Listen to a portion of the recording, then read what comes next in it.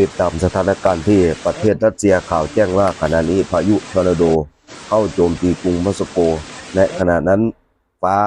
ผ่าอาคารโอสตันกิโนห่างจากกรุงมอสโกไปทางเหนือ11กิโลเมตรเป็นลางร้ายบอกเหตุหรือไม่ยังไม่ยืนยันนะพี่น้องพายุเข้ามาโจมตีแบบนี้ลักษณะแบบนี้มันบ่งบอกอะไรได้หลายอย่าง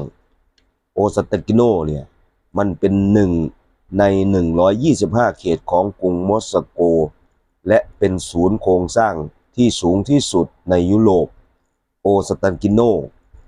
ให้บริการรถไฟฟ้าโมเลนมอสโกก็ถือว่าเป็นศูนย์การบริการรถไฟฟ้าของรัสเซียที่ใหญ่ที่สุดต้องรอรายละเอียดจากประชาชนพลเรือนในพื้นที่เขารายงานก่อนว่าสถานที่เกิดเหตุมีผู้เสียชีวิตหรือไม่หรือฟ้าบันดาลให้คนที่ก่ออาชญากรรมสงคราม